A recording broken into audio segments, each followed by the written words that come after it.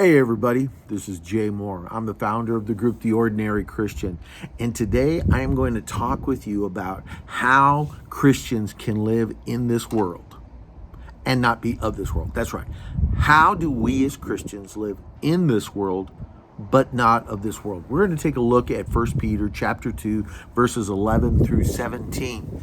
Now, the ordinary Christian exists to empower and encourage and equip ordinary Christians to live powerful lives that brightly shine the light of Christ back into their part of this dark world. And we're really excited about bringing you this video. So let's dive in as we look about that. How can you, as a Christian, live a life in this world but not be of this world?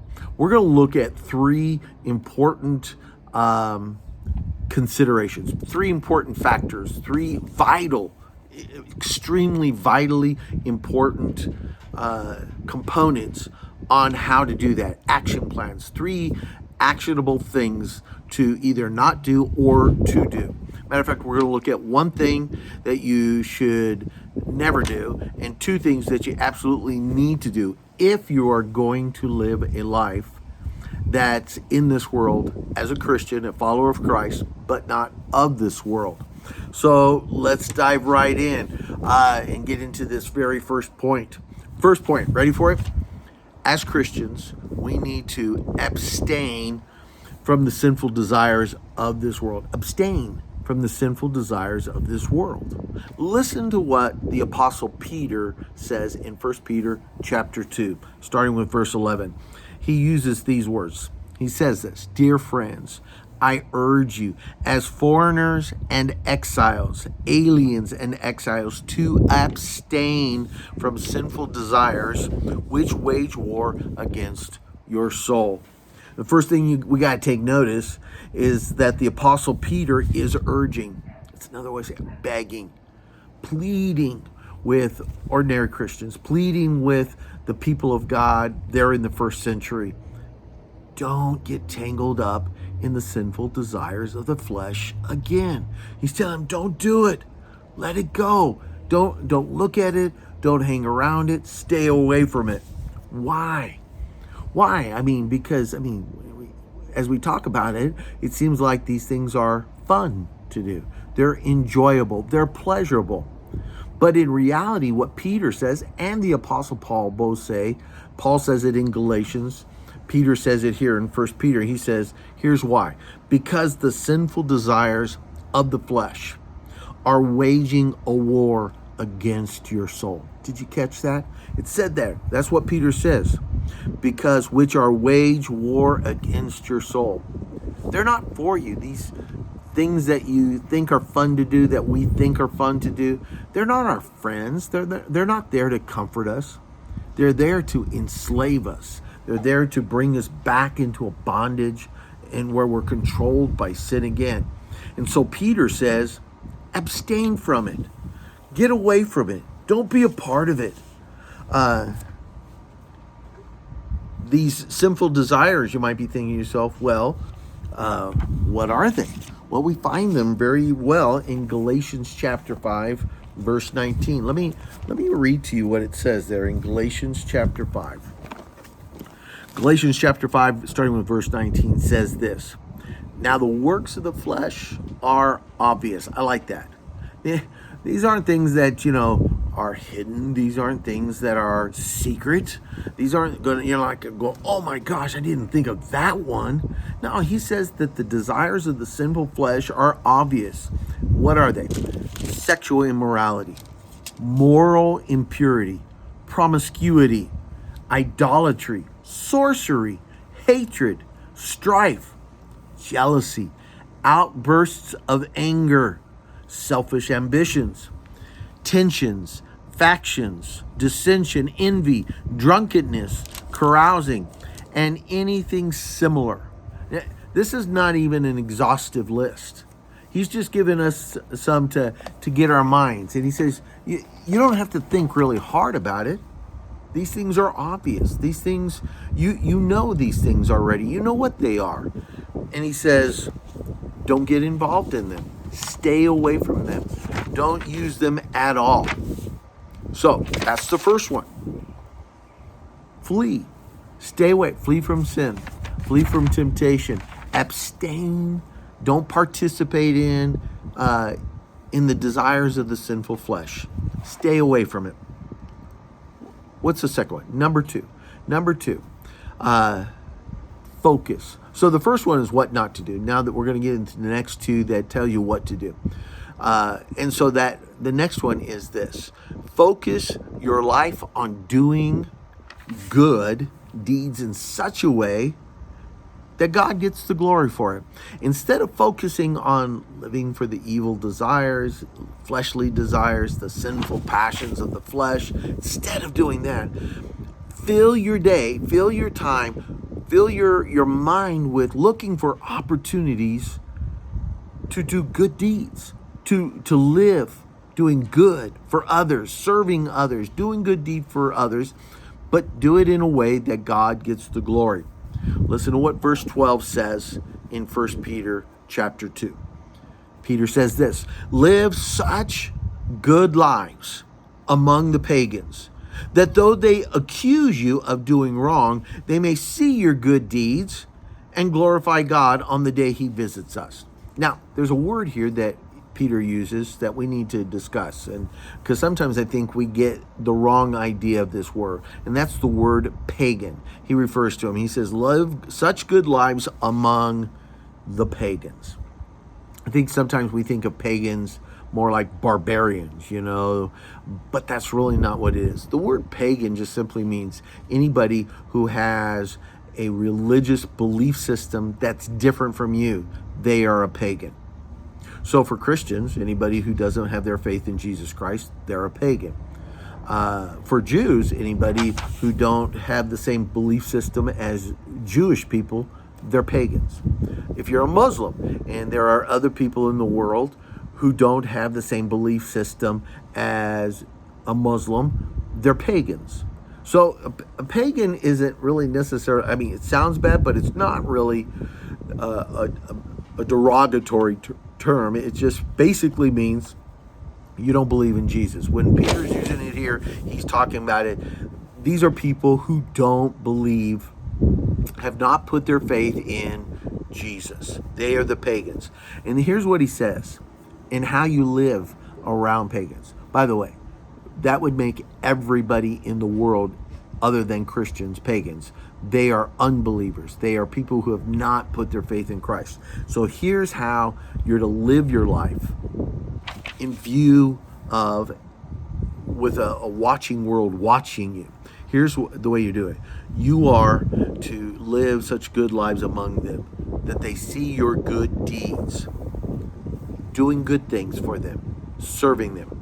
Jesus said it a different way in Matthew chapter 5, verse 16, when he's doing the Sermon on the Mount. He says this, let your light so shine before men in such a way that they see your good deeds and they glorify your Father who's in heaven. Let your light shine in such a way that they see your good deeds. Do your good deeds. Let your light shine on those good deeds so that it displays, it illuminates God our Father, our Lord Jesus Christ, in front of the eyes of the people we're doing the good deeds for. And so that they can give glory to God. Both Peter and Jesus says the same thing. Doing good deeds and doing it in a way that God gets the glory for it is what we need to be about. So here's what I say. Get creative. Get creative. Think of ways you can help people. It's not rocket science. This isn't hard. Let your imagination go wild. Jesus said that even a cup of cold water given in his name or in the name of the Lord counts. That's a good deed. There's no shortages of needs around us. There's people all over the place who are in need, desperately wishing somebody would kind of step up, step in, and help them out. You can do that. Even just saying a prayer, praying for people is a way of doing good deeds. Let me give you an example. My wife and I do a couple things that are, good deeds. It's using prayer as a good deed. Even praying for somebody is doing a good deed for them. So when we go out for dinner, more often than not, it is our practice that when the food has been served to us, we've already ordered, the waiter or waitress has come, taken our order, and now the food is being delivered to us. And I'll usually look at the waiter or waitress and I say, "Can I ask you a real quick question?" And inevitably say, "Sure, what is it?" And says, "Well," I go like this. This is what I say to him. My wife and I, we are people who thank God for our food. But we also like to pray for the people who bring us our food. Is there anything going on in your life that you need God to take care of that I can pray for you about? We've had a few, very few people say, "No, that's okay." They're saying, "I'm not interested." But it's only a few. Most people are very happy and pleased and grateful that you've asked. On some occasions, we've actually had people, eyes start welling up, tearing up. And they say, right now, this is the worst day of my life. And yes, would you pray for me? And I'll ask them what it is that I can pray for them about. And then I say, "What's your name?" And once I get there, and I says, "Let me pray for you right now." And I'll thank God for their service to us. And I'll ask God to meet their need. But here's the thing. It's a good deed. I'm praying for them. Somebody cared enough to ask, "How are you doing?" so that I can pray for you. And it's done in a way because I'm praying to God, my Father. I don't say, "Oh, well, I'll pray for you later." I pray for them right then, right there. And my wife is over there. She said, "Yes, Lord, amen." I can hear her agreeing with me in my prayers as I'm praying for this waiter or waitress. There's another thing that we do that involves prayer. For us, prayer is a wonderful, good deed to offer people. We'll go around neighborhoods, knocking on doors. You say, "Oh, you're one of those door-to-door witnesses." Well, sort of, kind of. But we'll go out, we'll make some chocolate chip cookies in advance. And we've already predetermined how many houses we're going to knock on or how many people, neighbors that we're going to engage that particular day. And so we make these chocolate chip cookies, and we make them good. I mean, they're the Toll House chocolate chip cookies. I mean, they're outstanding. Whew, great stuff. We bake them up. We'll put about a half a dozen cookies in a bag, and we'll go knock on the door and say, "Hey," and when they open the door, we say something like this: "Hi, my name is Jay. This is my wife, Linda. We're just going around the neighborhood giving people cookies and wanting to see if there's anything we can pray for them about because we know times are tough. Yeah, so is there anything I can be in prayer for you about?" There was this one occasion when we went out and we were at this apartment complex. We went to this door and we knocked on the door. And I'm not kidding. I mean, I'm not a small guy, but I'm not massive either. But this guy who opens up the door, the resident who opens up the door, is this huge, tall, muscular man on the phone. And he's got his shirt off, and I can just see the muscles rippling and bulging. And he looks at me and says, "What do you want?" in kind of a gruff voice. And so I said, "Well, hi, my name is Jay. This is my wife, Linda. And we're just going around the neighborhood giving out chocolate chip cookies and also seeing if there's anything we could pray for people about because we know times are tough." And then he looked at me and says, "Wait just 1 minute. Wait 1 minute." I said, "Okay." And so he turns around, he's got the phone in his hand up to his ear and said, "Mom, I'm going to have to call you back. Got somebody at the door. I need to take this."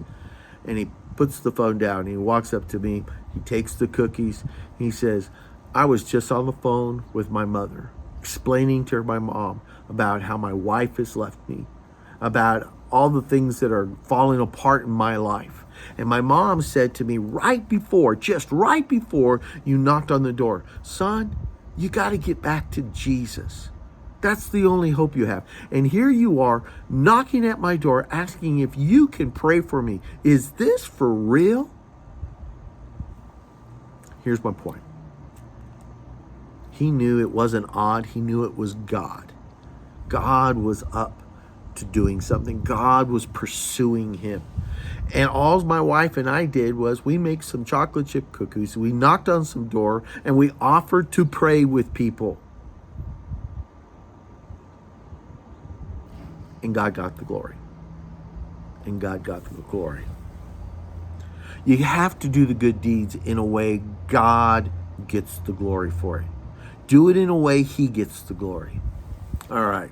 Well, listen, if you're finding this video helpful, which I hope you do, in living a Christian life, then please hit the subscribe button. Be a part of my community, because the Ordinary Christian truly is here to help encourage, equip, and empower ordinary Christians to live powerful missional lives for Christ. Hit the like button to the video, subscribe to the channel. Now, as I just said, the Ordinary Christian is here to encourage you to live a powerful missional life. We would love for you to be of our community of ordinary Christians who are striving, wanting to encourage each other to live a more powerful missional life. And so I have a group. It's called The Ordinary Christian. And I have a mailing list. I send out, once or twice a week, some things to either empower, or encourage, or equip you to live this missional life, this life that brightly shines the light of Christ back into your part of this dark world. It's free, doesn't cost anything. I would love for you to come and be a part of this. I would love for you to be a part of this community. So if you're finding this video helpful, go down to the link in the description, hit the link, subscribe to the channel, and let's be a part of what's going on. We're going to be doing more things, hopefully, in this last half of this year. So I want to encourage you. Sign up today. So let's get to our final one. Let's get back to our last point on how Christians can live in the world, but not of the world. So far, we've looked at one thing not to do. We've looked at to abstain from the evils, the sinful desires of this world. Run from it. Get away from it. Don't be a part of it. Don't intend to be a part of it. Stay away from it at all costs. And then the second thing I want to encourage you to do is to, and then we also had you going to where you do good deeds in such a way that God gets the glory for it. That's something else that you need to be doing in the world. And then finally, the last thing is that you are to choose to live a life of submission. Let me say that again. Choose to live a life of submission. Listen to what verses 13 through 16 says in 1 Peter chapter 2. Submit yourself for the Lord's sake to every human authority. I think this is really important. He's talking about this idea of submission. It's not for your sake. It's not even for the world's sake. It's for God's sake. It's for Christ's sake, for the Lord's sake, to every human authority. Whether that be the emperor as the supreme authority, or the governors who are sent by the governor to punish those, or sent by the emperor to punish those who do wrong and to commend those who do right. Listen to this. For it is God's will that by doing good, you should silence the ignorant talk of foolish people. Live as free people, but do not use your freedom as a cover-up for evil. Live as God's slaves. He starts off and he says, submit yourself to every human authority. And then he says, it is God's will. It is God's will for Christians to submit and obey whatever country or government God has them living in. I'm in the United States. Maybe you're in the Philippines. Maybe you're in South Africa. Maybe you're in England. Whatever government you're in, God is telling you while you're in that government, living in that government, obey the ruling authorities of that government. It's God's will. And you might be saying, but I don't agree with the president, or I don't agree with the prime minister. I don't agree with the government. How can I obey them? You do it not because you agree with them. You do it for the Lord's sake, for the Lord's sake, because God has a mission to redeem the world, and he doesn't want you to ruffle the feathers in order to cause problems that prevents or hinders his mission to be fulfilled. Why does he ask us to do this? Because by doing good or being submissive to the governments, you'll silence the ignorant talk, the people who are trying to malign your character. If the government sees, no, this person's just doing good, this person is helping people, this person's being kind, they don't talk bad about us, they're not telling people to revolt and to rebel against us. Your actions and your submissiveness to these government leaders actually silence those people who are trying to malign your character. I'm going to give one caveat to this, one exception, and that is unless the government is asking you to do something that God has already commanded you not to do, or the government is telling you to do something that God has already told you not to do. You see both of those? One is God has told you don't do this, but your government is telling you do it. Or God says you need to do this, and the government is saying don't you do that ever again. Let me give you two examples of that. These are God's people living in a pagan society, and it's Daniel, Shadrach, Meshach, and Abednego. Shadrach, Meshach, and Abednego were taught, and rightfully so, that they are not to have any other gods before them. They are not to worship any other gods. Never to bow down in worship or honor or submission to any idol or anything like that. They know that they are in Babylon because their people, their leaders did not obey that, and so they're never ever going to disobey God by bowing down to an idol. But King Nebuchadnezzar had made an idol and commanded all of the inhabitants of Babylon to worship that idol. They refused. As a result, King Nebuchadnezzar got very angry and threw them into a fiery furnace. 3 of them, Shadrach, Meshach, and Abednego. But then after he has them thrown in, he looks in there and he says, didn't we throw 3 in there? And the people say, yes, Lord. Yes, King. We threw 3 in there. There were Shadrach, Meshach, and Abednego. He says, then why do I see 4? And one of them looks like one of the sons of God. Wow, did you catch that? They obeyed God instead of the king, because the king was telling them to do something that they could not do because God had already commanded them not to do it. They're being punished for it, thrown on to be killed in the fiery furnace, but God protects them, delivers them out of the fiery furnace. Then there's Daniel. He's also part of that group. He's kind of actually the leader of that group. And the king had made a different king. It wasn't King Nebuchadnezzar this time, but it was a different king, a Persian king who had taken over after Babylon had fallen to the Persians. Daniel is still helping out that king now. And in this situation, the king makes a decree that no one can pray to any other god except for their God. Well, Daniel couldn't do that because he knows that there's only one true God, and he was commanded to only pray to them. But now he's being told not to pray to his God. So what does he do? He goes up into his place. He opens up the window in front of everybody to be able to see him, and he prays to his God. He gets thrown into the lion's den. And the Bible tells us that that night, the lion's mouths were shut by angels who were in there protecting him. So, yes, we are to be submissive to the governing authorities that are in charge. And we do this for the Lord's sake, so that the message of Christ would not be maligned, or the accusations against you as God's messenger of his good news will not hold any weight.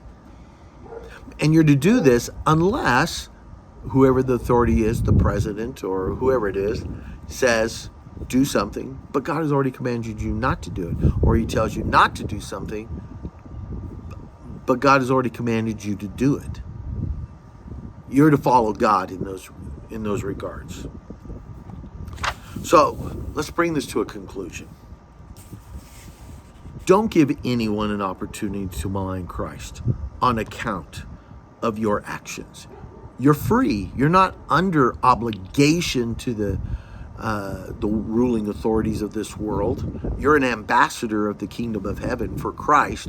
But our King has told us to obey the law of the land that we live in. Don't give a reason for people to malign you.